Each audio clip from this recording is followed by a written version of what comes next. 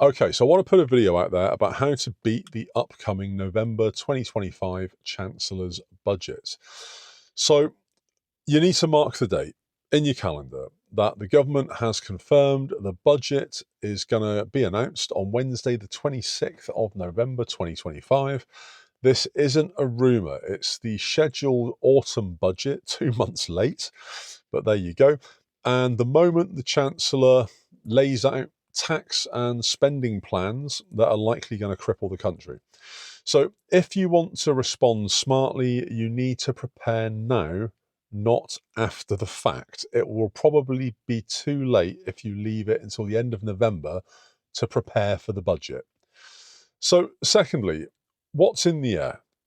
Well, right now, ministers are talking about hard choices and balancing public services and addressing youth unemployment schemes, and also whether there may or may not be further tax measures to stabilise borrowing. So these are public signals that the Chancellor is going to push, I guess, fiscal changes to close gaps. She has to. She's got a deficit of about 50 plus billion to try and cover. Now, invariably, whether you believe it or not, it is going to involve tax rises. It's probably going to involve spending reprioritization. And this is going to hit households and businesses massively, massively hard. That's the backdrop. So don't assume that the budget is going to be benign, because it won't be. In fact, about 2 days ago, Rachel Reeves was interviewed outside the Labour Party conference, the annual conference. She was asked a direct yes or no question: will there be tax hikes? In fact, she was asked the same question 3 or 4 times.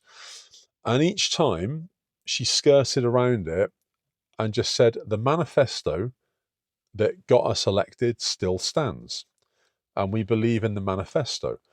Now, the interviewer, I think it might have been ITV or GB News, it was one of them, something like that. She said, look, it's a very simple yes or no answer. Will there be tax rises? And then Rachel Reeves reverted to type and deflected and said, well, the manifesto still stands. And this kind of game of verbal tennis went back and forth for about 2 minutes. And my draw from that was that if there were no tax rises coming, that she would have just said no, obviously. So I think from that we can infer that there will be tax rises. And I think that they're going to probably do something sneaky. My own opinion is that they will say that, as per the manifesto, we're not going to increase taxes where taxes are already present. So there won't be a tax rise where taxes already exist. But there will be lots of things that aren't currently taxed that they could add a tax to. So this is the get out clause. And I believe that she's also probably going to use the Ukraine war, which has kind of fully kicked in really since they came to power, and say that, look, times have changed. That was the manifesto then. This wasn't a thing then. Now it's become a thing, and this is my get out of jail free card. This is what I need to do, and it's all the fault of Russia. So those are the two options, and I firmly believe, with every fibre of my being, that we're going to get higher taxes, and that those are probably two of, if not the two, excuses that she's going to use to justify them.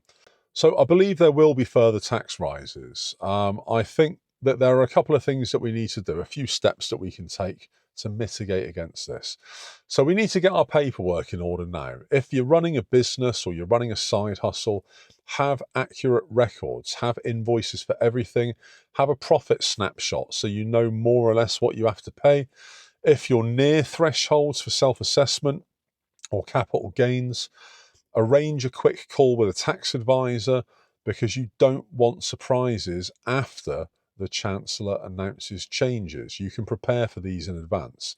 So step 2 would be to use the existing legal tax wrappers before any rule changes kick in. It's unlikely that the rule changes will kick in halfway through the tax year, so you should be okay.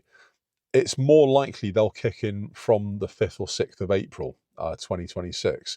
Things like pensions and ISAs are two long-standing shelters. So increasing pension contributions before an announced tax rise could be sensible for some people, but only after you understand your own personal situation. It's going to be different for everybody. So don't treat it as a green light to blindly over contribute if it's not really going to benefit you. Consult and get advice if you're near these allowances. Step 3 is to not panic sell. Don't flog all your assets off. Timing sales around speculation is risky because it could be wrong. It's speculation. Capital gains changes are often announced with transitional reliefs. So you need to wait and see what the actual legislation is and if there's any grandfathering rules before you decide to liquidate anything. Step 4 is that if you have planned big purchases, pause until you know the details. Things like government tweaks to VAT. It might be introducing targeted levies or perhaps tariffs like Trump did in the States. If the budget announces higher duties or VAT changes, companies occasionally can delay or even accelerate their price changes to mitigate it.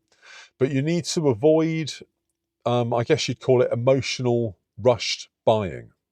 That's not going to help you at all. So another thing you can do would be step 5 to check your business pricing and contracts. If you run a small business, rerun your cash flow, reforecast, and assume a worst case scenario for this. Tighten up terms with clients. If you're giving 60-day payment terms, rein it into 28. Why not? You need to consider short-term price increases and secure fixed-priced contracts where you can. Step 6 would be things like energy and bills for your business. You need to, again, lock in what you can at current pricing. If you're on variable rate energy plans, see if you can get a better one locked in over maybe 24 months at a more competitive price before any announced levies. Do the maths, but beware of exit penalties that might obviously strip away any savings. The budget can move markets and has done, so you need to evaluate options with clear numbers and always look at the worst case scenario. Step 7 would be to use your trading allowances and claim all of the allowable expenses you can properly. So for micro sellers, the £1,000 trading allowance does still exist for the time being, and it can take the sting out of casual sales or simply testing the market. Beyond that, legitimate business expenses, they obviously reduce your taxable profits, and you need to keep receipts for all of this. And a simple accounting system, something like QuickBooks or Sage, or even just a spreadsheet with a formula, can be massively helpful and a time saver. Step 8 is to plan for the medium term. Now, budgets are short-term headline moments, but legislative changes, they often take months, sometimes even years to land. This gives you a bit of time. Use the budget as a signal and then act when the statutory instruments and the notices appear. And the final practice rule, I guess, is never rely on rumours or speculation, because that's all they are. They're what ifs. The budget speech sets policy direction. I mean, the actual legal changes will be in the finance bill that follows and the published guidance around this. So if you're thinking about major moves, things like property, things like a company restructure, maybe relocation, pension planning, get professional advice before you act. Don't panic. Worst thing you can do. And because all of this matters, budgets can be simply a case of political theatre to gain points.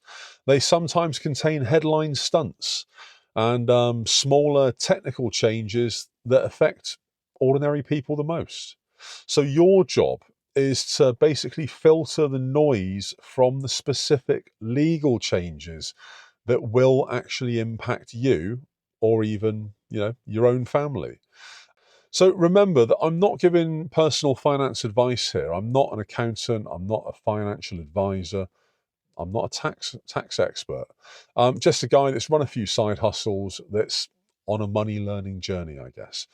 So these are just practical things that I've learned that anyone can check. If anybody needs tailored high stakes planning, obviously speak to an accountant or at the very least a tax expert. Get regulated financial advice from somebody that knows what they're talking about. But the budget is a moment to be attentive, not panicked.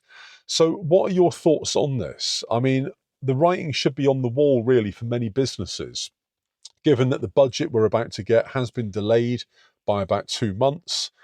I feel that she has very few options, the Chancellor. I think Rachel Reeves is absolutely up against it. I don't honestly think she's actually fit for the job, if I'm being perfectly honest.